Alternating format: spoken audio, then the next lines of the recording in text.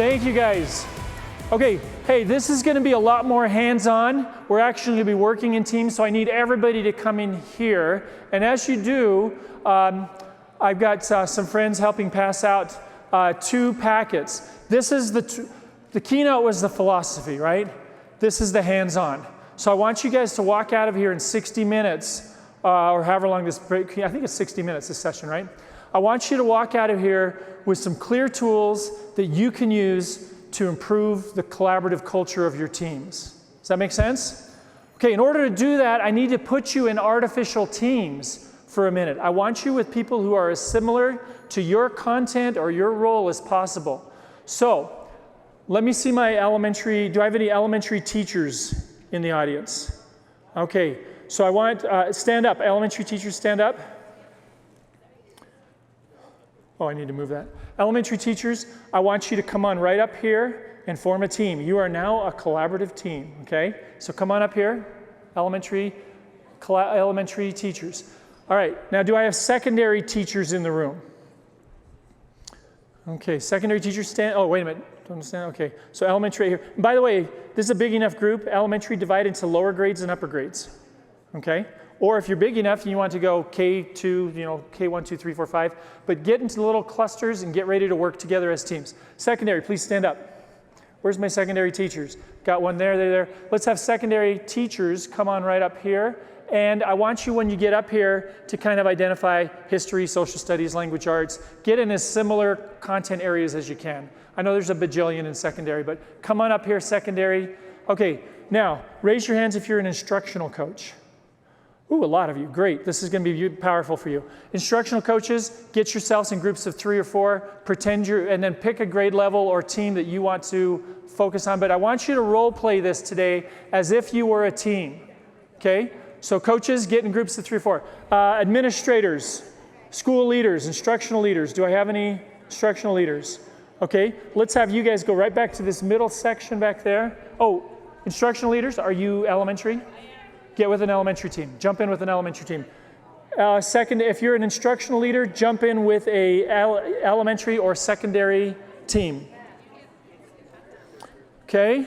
Who did I miss? What role did I miss? Tech support? Anybody here a digital teaching and learning coach? Just jump in with the other instructional coaches. Did I miss a role? Library. Do you have media specialists? Any other media specialists? Hey, media, let's have you jump in with another team. Okay, for this to work today, I need you to be with a team. Okay, now I know this isn't, it'd be nice if we had round tables and everything. I would prefer that highly here. But is everybody with the team? Is it anybody who's not with the team, come up here to the singles bar. There's a singles bar up here. Okay. All right, I'm going to move this. All right, does everybody have a packet? Everybody has a packet of tools? Now that's the paper version. I debated even making a paper version because the slides have links to every tool in there. Okay, so you can scribble all over. You don't have packets. Where's our packets? Kelby, where did we put the other ones? Did we run out of packets? I made 75 or so. I was going to keep it for me. Oh, here's some more, right here. Should have just about the right amount. Okay, raise your hand. All right, you should have a packet, and then you should have a sheet that has what's called a team tune-up. Where do we see those? Here they are. Do we need any more of those? Does everybody have this little double-sided sheet? Okay, do we have any more of those, Kelby? Okay. Kelby's working on it, okay? She's coming around. She's coming around. Okay, while they're passing those out, let's get started. All right. Oh, this is, when I do this work, let me tell you a little bit of the work I do.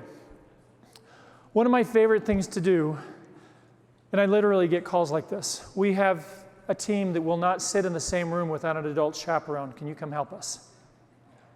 I'm not making this up, okay? And I go and I work with those teams.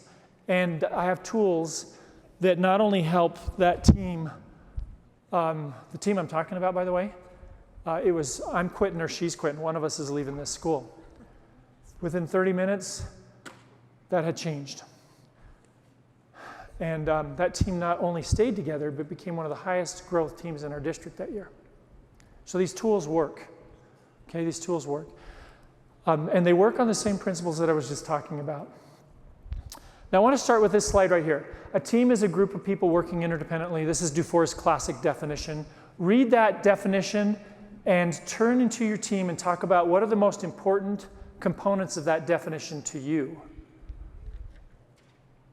Okay, talk with your team about that for a second. And maybe which of those components do people, the teams you work with, which ones do they struggle with? Okay, take a minute to talk.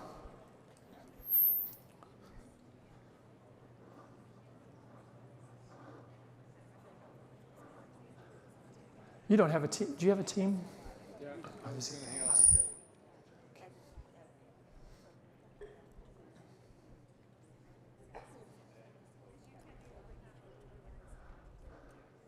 Come on up. Any of you who came in late, come on up and just find a team and slip in. You'll get a lot more from this if you're actually engaging with the team.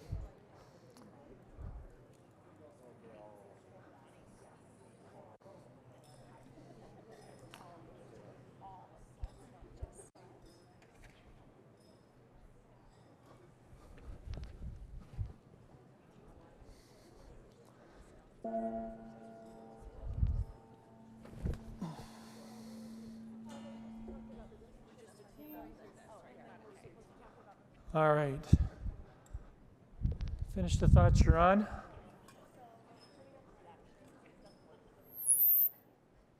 Sorry about the little... Guys, I don't want to stay up on the stage, and that's going to make the microphone from time to time kind of whistle and tweet a little bit. Is that okay? Can you put up with that? I'm sorry about that. I know the people in the back are doing a lot to manage that. I can tell they're helping. I'm going to make them work a little bit. They're really good, by the way. They're amazing. All right. So which parts of that do your team struggle with? The teams you work with or work on, where do we struggle? Accountability, holding ourselves accountable to that goal through common formative assessment data, coaching data, things like that. We set a goal, it sounds good, we don't put data on the table. We're skipping question number 2, which is how would we know if we're getting it, right? And so we just can't we wish, and then we never get there.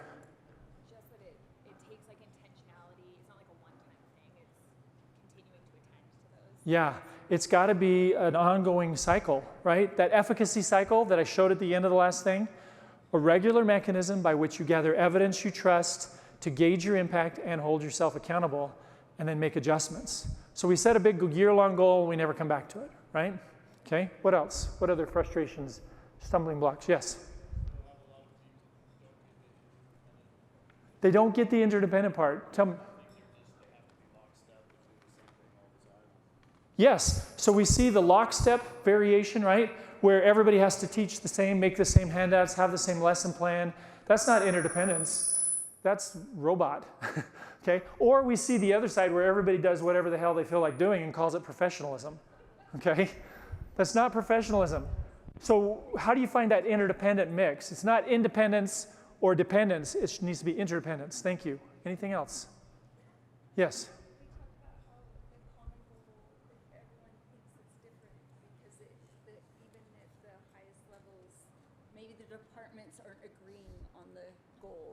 So then at the school level, we're trying to work together, but we all have a different idea of what's the most important thing. Oh, I love it. I wish I had a microphone so we could hear. Do we have a microphone in the back that I could pass around? Thanks, Clint. I wish you could have heard all that. She says we don't, at the highest level, we don't have clarity about the goals. And so within the teams, we're not sure how our goals are contributing to that. I'm paraphrasing a little bit. I liked your wording better. It's powerful. There's a thing called cascading goals. You ever heard that phrase? Where at every level, we know where the top goals cascade down to our level, cascade down. So school goals, district goals, school goals, team goals, individual goals, they all cascade down and they align with each other. And that's a beautiful thing. But sometimes that clarity is not there. Love it. Okay, these are great comments. Okay. All right. All right. So this is what we're going to do today. We're going to talk about team purpose statement activity, and I'm going to have you guys create a team purpose statement, okay? And then we're gonna define roles as we go. We're gonna also talk about what's our vision and what's our peers goals, year-long and 4 to 6 week cycles. I'll explain that acronym peers goals in a minute. And then we're gonna look at how do you build collective teacher efficacy. We mentioned that at the end of the last session, but we didn't get into it enough. And then we're gonna talk about how do you identify your dysfunctions. Ooh, this is where it gets fun. How do you identify your dysfunctions as a team and create norms that address those dysfunctions, okay? And if we get through all that today, we'll actually maybe have a little bit of time to talk about creating an ideal agenda. Now, when I go in and I work with teams, sometimes I work with just a team. Sometimes a school will have me come in and do this tune-up with a whole faculty and have them work in pods like you guys are doing today. So that, kindergarten, first grade, second grade, third grade, or, language arts, social studies, math. And this is the agenda we work through. So my slides are going to be text heavy. I know that's not good slide etiquette, but they're going to be text heavy because I want you to have these slides so you can walk into a team and just use this. Does that make sense? This is the agenda, okay? All right, the first thing I want to do is let's come back to the 7 norms, talk to your team, and this is something I teach teams to do. What you're doing right now is intentional modeling. I want you as a team to look at those 7 norms, pick one of those you're going to work on today. Which norm would you want to work on today to improve the work that we do as a team today? Which one are you going to work on today? Okay, so turn to your, pick one, turn to your team, tell them which norm you're working on, why you're working on it. Be ready to check back in at the end of our session today. Go. Do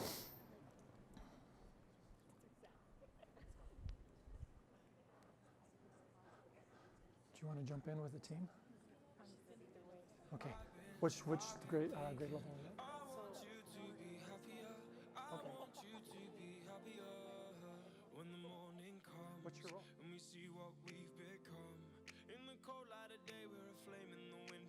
Kelby and this group right here. I forgot your first name. Yeah, Leslie. Kelby and Leslie. Okay, take about 30 more seconds.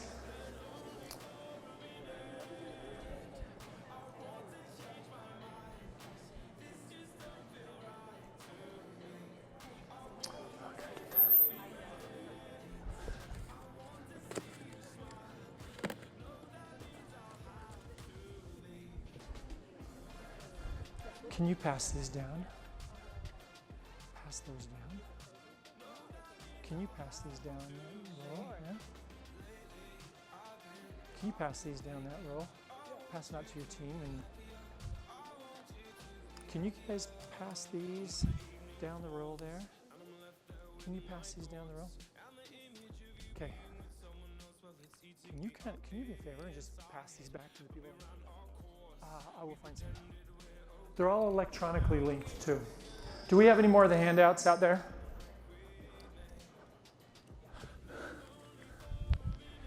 What I'm going to do is I'm going to put the handouts up here. If anybody else needs some, I'll put them, the one pager or the packet. I think we're out of the packet. One pagers. Could you just, when you're done, just bring it back up here. All right. The logistics in this room are a little tricky, aren't they? Okay. With the passing out of stuff. All right, this is a good room for a keynote. Oh, where'd those go? The handouts out back there. Who has that? Who has the stack of handouts? Package. Okay. All right. So, first thing I want to do right now is I want you to determine your success criteria. So I just gave you a 3x5 card.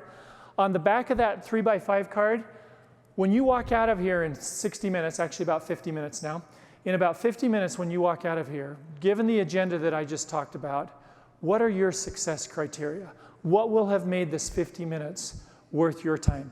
When I go in and work with teams, I always ask them this question because I want them to own the learning. This is not about me fixing you. This is about you doing what you need to do to become the team you want. So what's your success criteria for the next 50 minutes? List 2 or 3 things that would make this time successful for you. And again, we're going to report back at the end, and you're going to see how you did on your success criteria and if I helped you get there.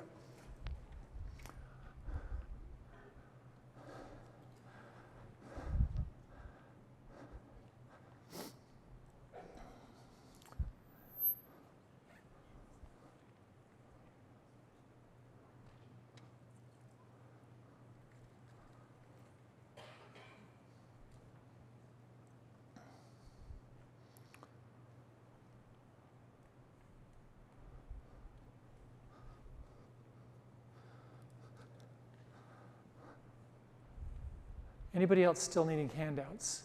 Raise your hand if you're missing the packet. Are there any extra packets out there? Got 2 people that need packets. I'll see what I can do here, but I think, Kelby, we're out pretty much of packets, aren't we? Okay. Those of you who did not get a packet, don't worry. If you have access to the slides, every single element that's in your packet is a link in a slide. Okay? All right. When you're ready, share your success criteria with your team and choose a scribe in your team. Pick one person in your team who's going to be your scribe, and they're going to record all the team's success criteria. Okay? And we'd put this up on the whiteboard or someplace like that as we're working today, if we were in a classroom or a faculty room. Okay? So turn and talk. What are your success criteria? What do you hope to get out of this? Share. Go.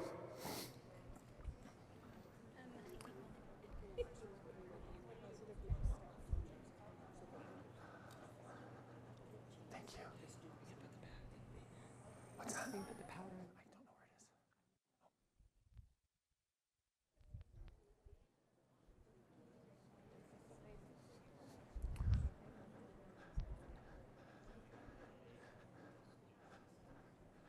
If you four or five want to pull together into a team so that you can experience some of the dynamic of it, just pull your chairs together over here. No pressure, but if you want to.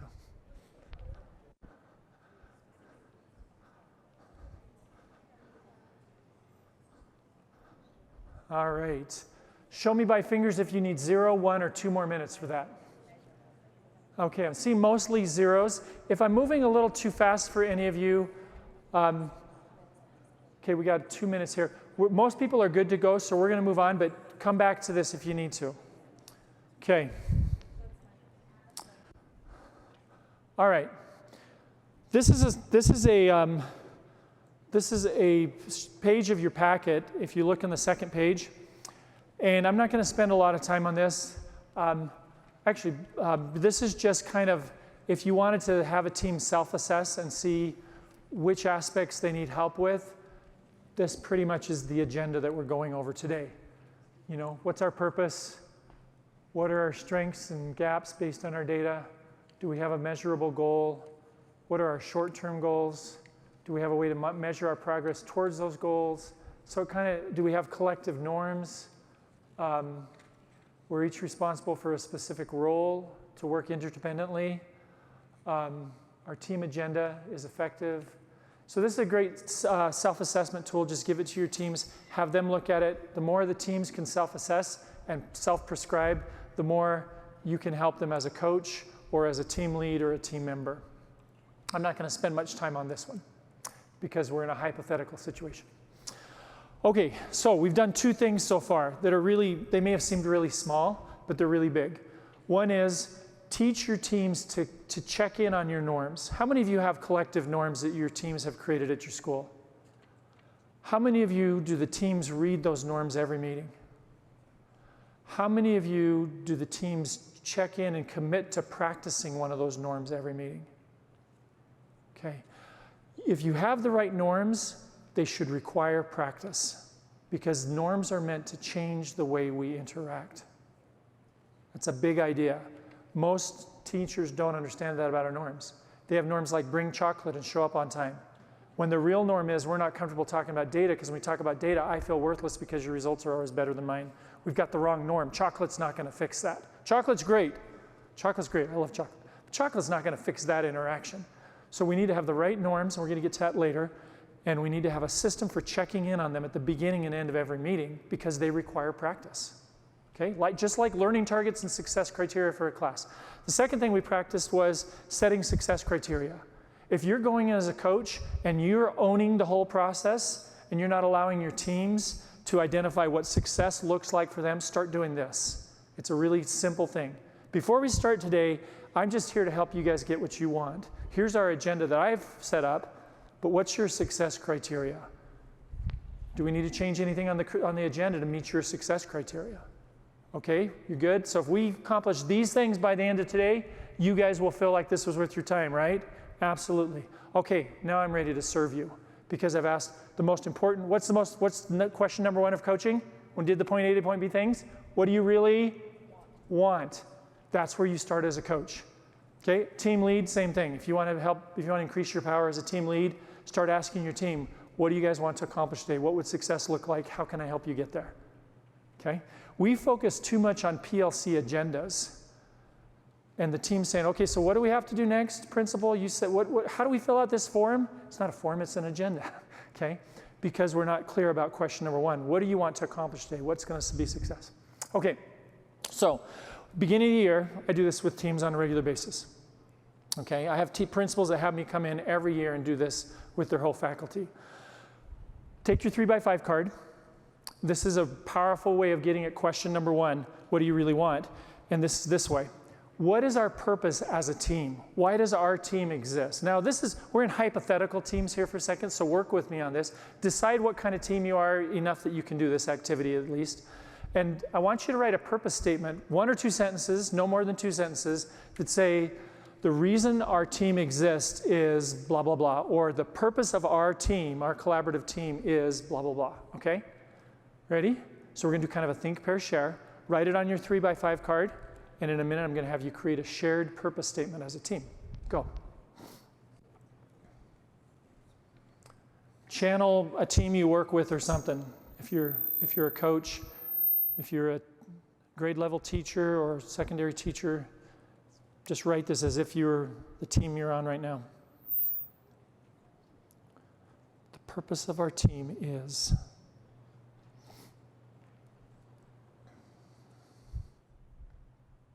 Show me by fingers how many more minutes you need. 0, 1, or 2. Okay, I'm seeing 0, 0, 0. Okay, so we're good. Now, before we go to this next piece, we need to get some roles on our team. Okay? So here's what I want you to do. Everybody in your team, get in your teams, okay? I want you, first of all, we're gonna choose 3 roles, a scribe, a facilitator, and a timer. Everybody point to the scribe. Ready? 1, 2, 3, go. Okay. You guys have already established who the person is. Love it. This team was unanimous, and I think this is the first time you've ever worked together, wasn't it? Okay, ready? Got a scribe? We good? Okay, now I want you to pick a facilitator. The scribe's job is is probably the most important part of the meeting. If we do all this thinking, but we never capture it, nothing ever happens. Okay? So scribe is really important, and the scribe also is going to set up the next agenda based on what we did today. So it's a really important role. Okay, now everybody point towards the facilitator. Now, wait a minute before you tell you point. Facilitator's job is this way and this way. It's to keep us moving towards the goal or whatever we're working on, and at the same time to make sure everybody's voice is heard. That's a tough balance, right? Okay, so ready? Point to your facilitator. 1, 2, 3, point. Okay, okay, awesome. All right, you ready? Next person is the timer. This person is to make sure that we remember that time exists and we can't just get stuck talking. We actually have to. And so they don't control the time, the facilitator does, but they're going to let the facilitator know, hey, it's been about 3 minutes. We said we want to spend 4 minutes on this or whatever, okay? So ready? Everybody point to your timer. Ready? 1, 2, 3, go. Okay, we good? And then I want to say one other role here, which is your norm. If you have only 3 people, you're good. Just have your timer be your norms person too. But norms person, your job is to make sure that we're honoring the norms and that we're practicing the norms and keeping the norms in mind as we move forward. Okay? This might look like this. As we're moving forward and we're having our meeting, all of a sudden it's like, ooh, that's some negative presuppositions there I'm hearing over there. Hey, you're being negative. You're not going to do that. Because you have good norms, you can do this. Hey guys, let's stop for a second. Let's do a new norms check. How are we all doing on our norms? Any adjustments we need to make? Okay, we're moving forward. Isn't that nicer? I know lots of people do a lot of cute things with norms, like the little stuffed animal in the middle of the table, you throw it at somebody who's violating norms. If that works for your team, go for it. But I find that the more we have people self-assess and self-adjust, the less we need to correct them. And as adult learners, that's a lot more comfortable, right? Okay, so ready? Point to your norms person. 1, 2, 3, go. All right, we good? Now, if you've got a team of 5, there's a 5th role that's really critical later, but we're not going to use it right now, which is our data nerd, I used to call it. Now I call it the data DJ. It's a little cooler. And also there's a lot, data's getting cool now. You can do data on the fly with some of the tools that we have now. All right, so we good? Now, here's your role. Timer, your team has 5 minutes. Okay, facilitator, your job is to help get everybody's voice on the purpose statement and boil it down to one statement.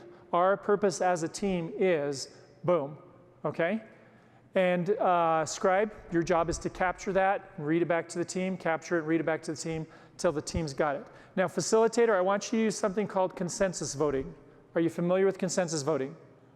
On a scale of 1 to 5, how do we feel about our purpose statement? When everybody's a 4 or a 5, you've got a good purpose statement. Okay? So, you ready? You have 5 minutes. Go for it.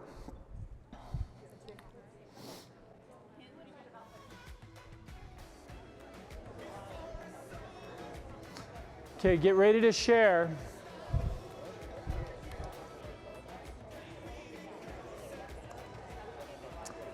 When you're ready to share, have your scribe stand up.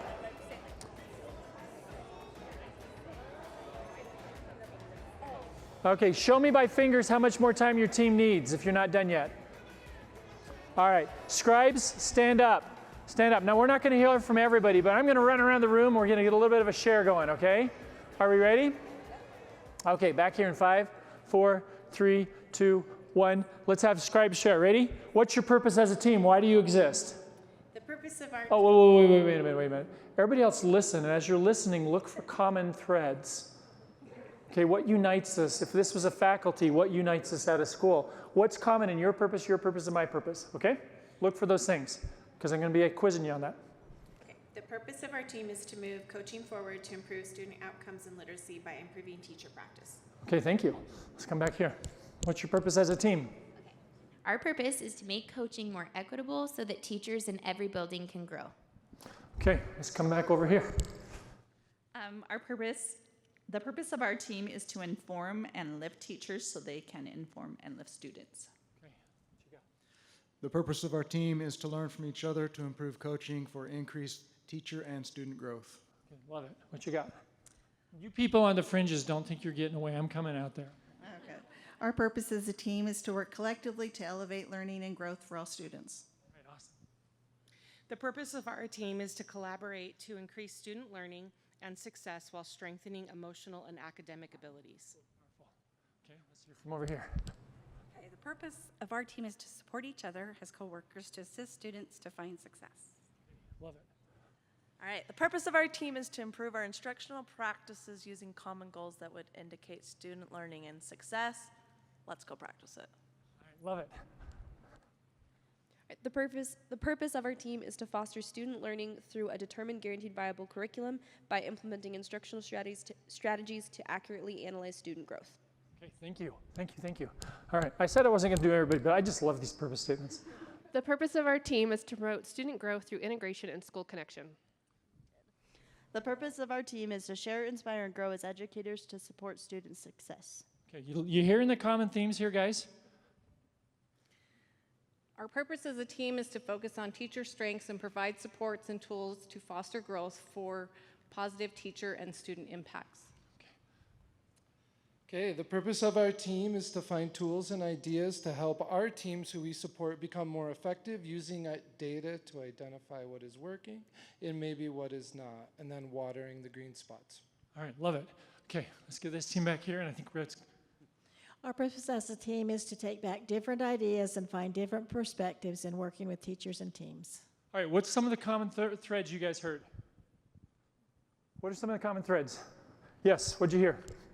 In all of them, it talked about student success in one way or another. Okay, our purpose has to come back to student results, doesn't it?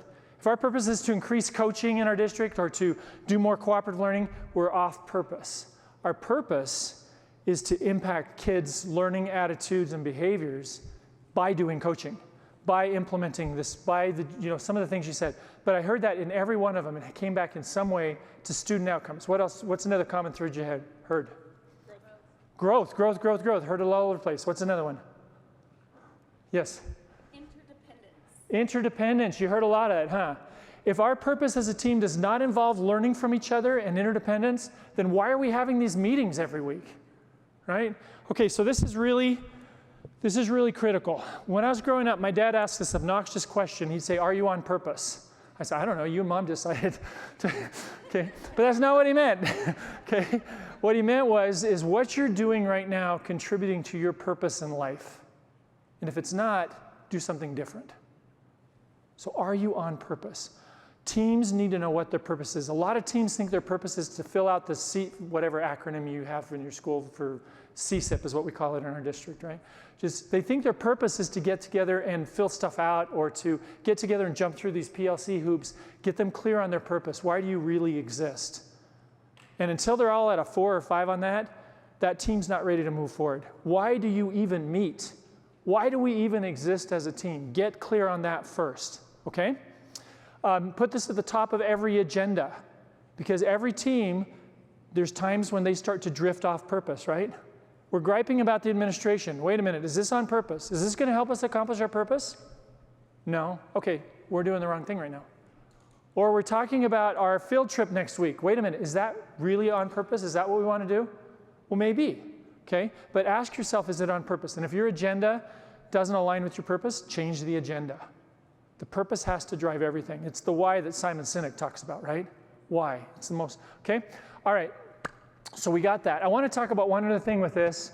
When I had you quickly pick roles, there's something that happens all the time. When I go out to work with a team that's in distress, almost always, guess who they point at for all 5 of those roles?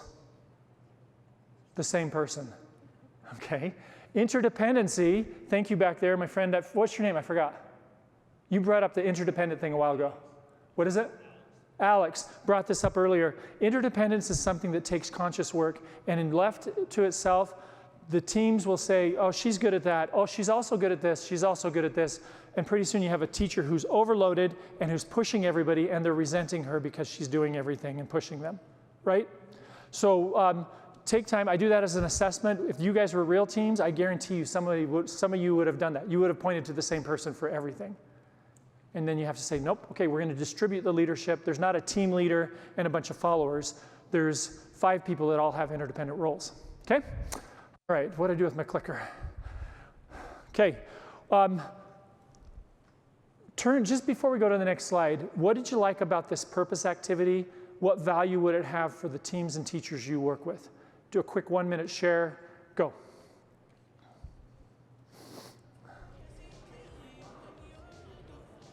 All right, and back here in 5, 4, 3, 2, 1, and 0. I'm trying to balance the processing time with, I know all you guys want to see all the tools, so we're not going to spend as much time on this next one as I would like.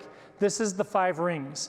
Now, the 1-page handout that you have, if you got that, but by the way, if you don't have any handouts, we just checked and the slides, all the slides and the linkages should be working on the UTEC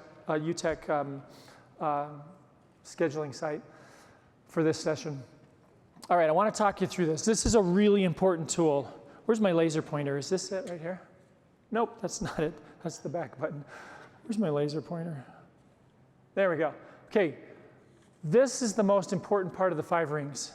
Okay, it's the student learning part. And here's the question that goes with it. I think the version I gave you of the tool, the 1-page handout, has, no, it doesn't. It's the version in the packet. There's 2 versions I gave with you. One is a blank.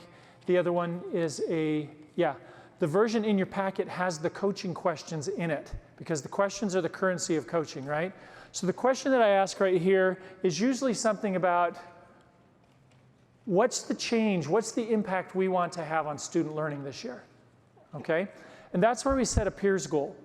I'll talk about that acronym in a second. And then we go from there to talking about, by the way, if we want to change student learning, what has to change?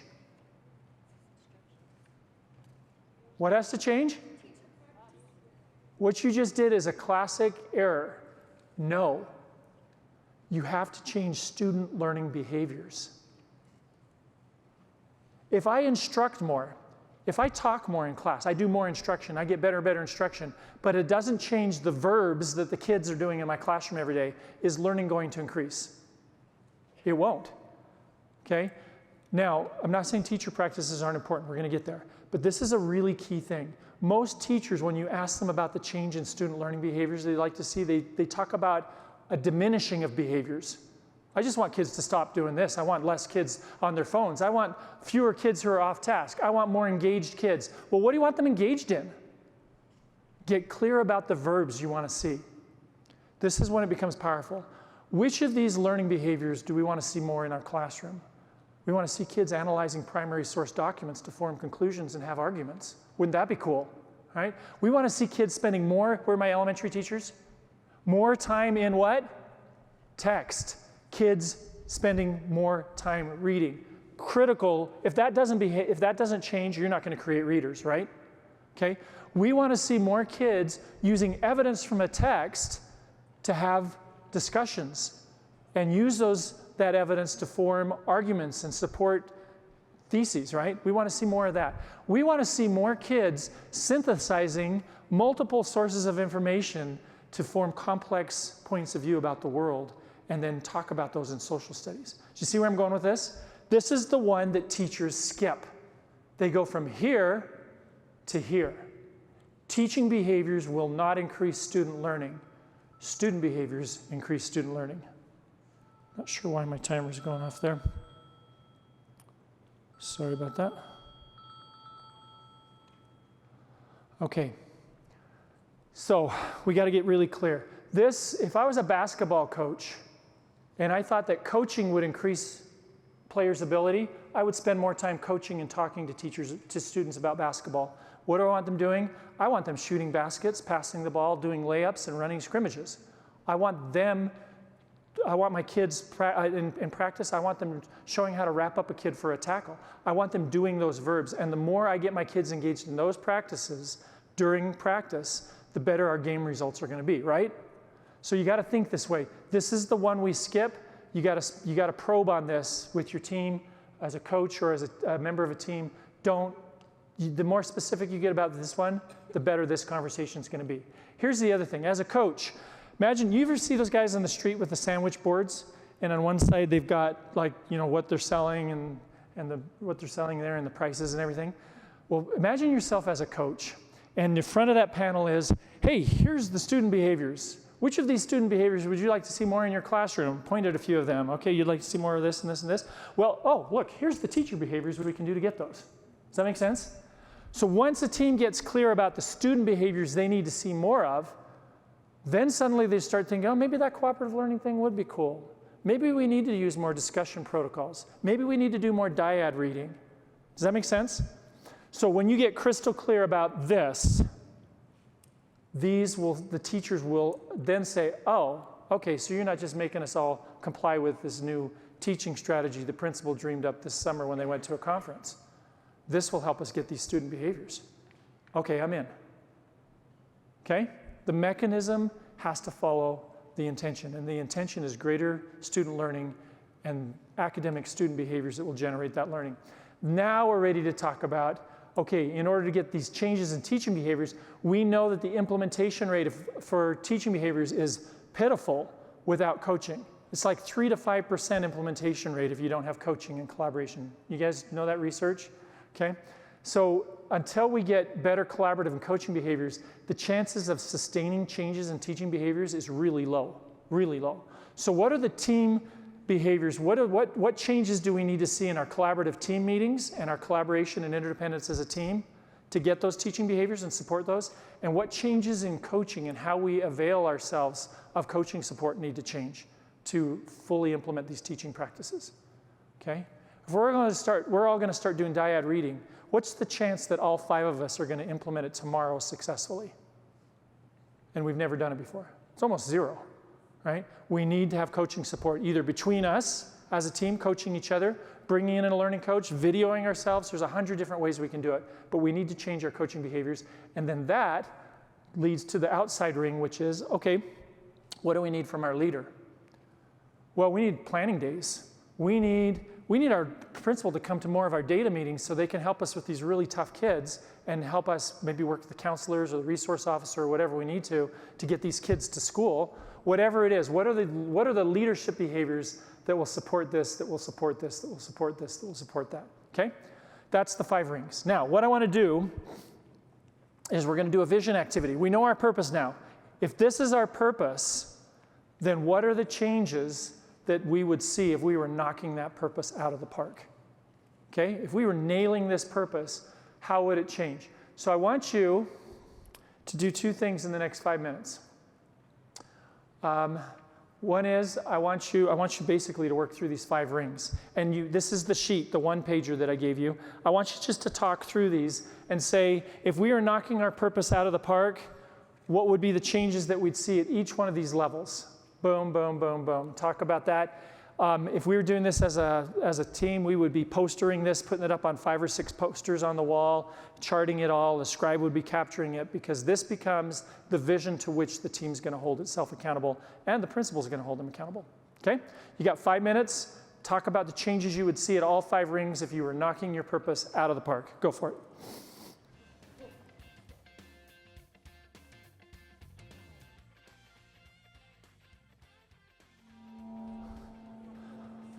Okay, I know that was not enough time to do this particular activity. I just wanted to give you a sample of it. A couple questions that came up. I'm sorry. I forgot to, you get in a hurry and you forget to follow your own rules, right? 5, 4, 3, 2, 1, 0. This is some meaty work. This is DOK level 4 type work, okay? And the more specific we can get about the descriptors in each of these rings, the more likely we can accomplish it. Napoleon Hill said, what the mind of man can conceive, imagine, visualize, and believe, it can achieve. And so we've got our purpose statement, but getting our purpose statement from being kind of a global statement to these are the specific changes we would see, it's a really important step. Let me tell you a quick story. Last year I went out and worked with a math team, and pretty new coach in the building. The math team, to tell you how it started, first time this team sat down with their principal and the math coordinator, the principal said, we're the lowest, we have more Fs than any other middle school in the district, and you guys are the reason why, and we need to change that. And so first of all, what's the mechanism? We need to give fewer Fs. Well, that's easy. Let's just start passing everybody, right? You can imagine all the thoughts that were going through the team. So this math coordinator went in and was trying to work with this team, and things were just not going anywhere. And then we had a coach that was not being used. I kept checking in with them, and it's like, well, they said they're good. They're good, okay? And he sent him out an email, how can I support you in your goals? And he got back, well, here's my goals. And all the goals were different, by the way. None of the teachers had the same goal. And they said, we're good, you're great, just leave us alone, let us do our jobs, okay? Brought them in. I came in with the math coordinator, myself and the coach and the principal. We sat down, we said, what's the change in student learning you want to see this year? And the principal started to get into the no Fs conversation. I'm like, well, hold on a second. That'll take care of itself. What's the change in learning? That's not a change in learning. That's a teacher behavior giving grades. What's the change in learning you want to see? They looked at their RISE scores, MGP, and they got, okay, so we need to get to here. And they got excited about their goal. And then we went to the student behaviors, and I pulled out the math practices. In fact, I think I included that in the packet. The math practice look for is really a nice tool that's in that packet if you're working with a math team, and it works K through 12, right? And beyond, actually. Looking at those I put those math practices in front of them. I said, which of these 8 math practices, if you could get more of this from your students, pick 2 of them you would like to see. And they picked 1 and I think 4 were the 2 that they picked. Every teacher on the team picked them independently. They all picked the same 2. And I said, that's powerful. Okay, circle the verbs. What are the verbs kids would be doing differently? Those are the student behaviors, right? What would the kids be doing differently? So they started circling the verbs in the math practices. And they said, okay, in order to get those behaviors from your kids, by the way, there's a great conversation going on back here about how most times when you talk about behavior, teachers talk about what they want to get rid of, not what they want more of. We got to change that. We want kids behaving. We want them verbing more actively in the classroom. And then I said, which teaching behaviors would get there? And they said, well, we need to be doing more of this and this and this. And they used the teacher look fors there. And then I asked them a question. I said, now, if you guys were going to pursue this, how often would you want your coach in your classroom gathering evidence to see if this was happening for your kids and for you? And the most resistant teacher in the team did this. He looked around at his teammates. Well, I think we'd want him in there every week in every one of our classrooms, wouldn't we? And they all said, yeah. And the coach was like, what just happened? Okay? When they got specific about the student learning that they wanted, but more importantly, the student behaviors that they wanted to see, all of a sudden the coach became relevant and the coaching behaviors changed. That team, by the way, last year had 65% MGP. That means their bell curve was 15% to the right of the state's bell curve. Isn't that cool? And when I went out and interviewed them to find out what the heck, they said it was him coming into our classrooms and gathering the data that we cared about the math practices. That's what made the biggest difference. Isn't that cool? So a coach went from being irrelevant, and a team went from being directionless and just, we got to quit giving Fs and somehow our test scores, hopefully they get better, to we need to see more of these behaviors in our classroom. If we get that, we're 100% confident we'd see a change in student learning. In order to do that, we're willing to change these teaching practices. And in order to do that, we need this coaching. See how that works? Okay, so I know that was just a sampling, but that's how you lead a team through building vision.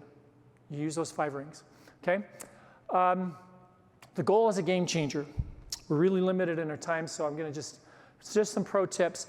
Power to evaluate comes from the state, but the power to coach comes from a team that has a clear goal, or a teacher that has a clear goal, and then enlist your help accomplishing that goal. That's where your authority to coach comes from.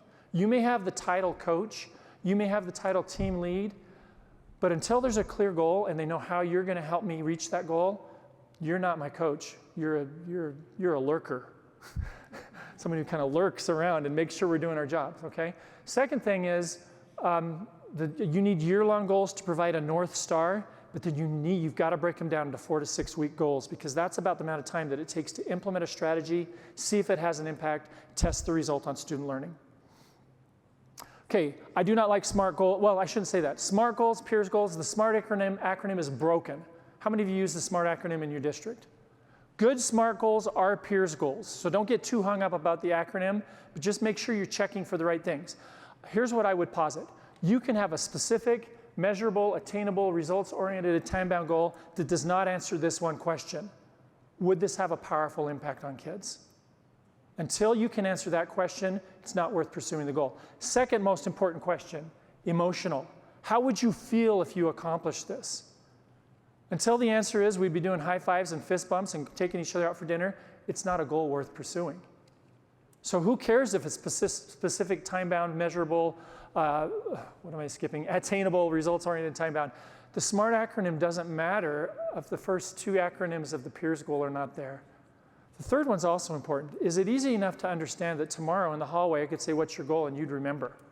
If it's too complicated for you to do that, it's too complicated for us to track. So let's keep it simple enough that we can understand it. Reachable, we need to have a measure and we need to have a strategy. And then student-centered is really important. Student-centered part, too often we set goals that are teachers. We're all going to implement the new reading program. That is not a SMART goal or a peers goal.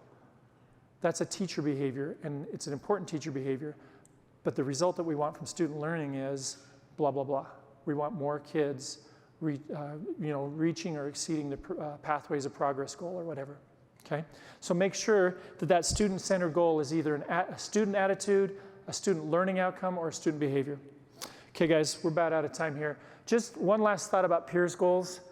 When you're working on change, remember, emotions are the elephant. The little guy riding on top of the elephant can't do a thing if that elephant doesn't want to move. So you have to move emotions. You have to tap into emotions. And emotions for a teacher come from this. Is this going to increase my impact on kids? Because that's why I got into teaching.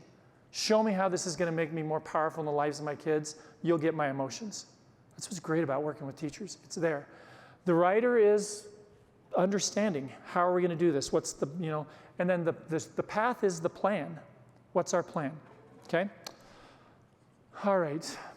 We talked about that already.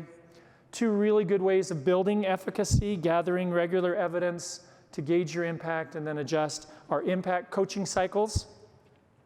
And then this is a great tool. It's in your packet. It's from Bob Sanju in his book, Simplifying the Journey. He's a great mentor of mine. This talks about the questions teams should be asking themselves before a unit, during a unit, after a unit. Look at this thing, put it in your hands of your teachers or your team, and say, how can we build agendas that look like this? This is gold, and it's so simple. I love it. Wish I had more time to talk about it. Okay, this is the last thing I want to touch on, and then we really do need to go.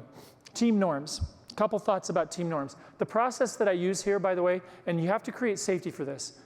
I tell them every family is dysfunctional, just in different ways. Every team is dysfunctional, just in different ways. Great teams, remember this, great teams identify their dysfunctions and then create norms to address the dysfunctions. And then they practice. Okay? Great teams have dysfunctions, but they've identified their dysfunctions.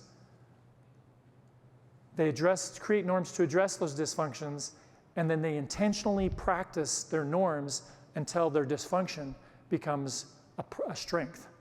Okay? So I have them take sticky notes. Everybody on your sticky notes write one thing that could potentially sidetrack or derail or get in the way of your team accomplishing its purpose. By the way, if you haven't done the purpose and vision work already, this doesn't work. It becomes a gripe session. But when you focus on the purpose, if this is our purpose, what are the possible pitfalls that are going to keep us from getting there or are keeping us from getting there right now?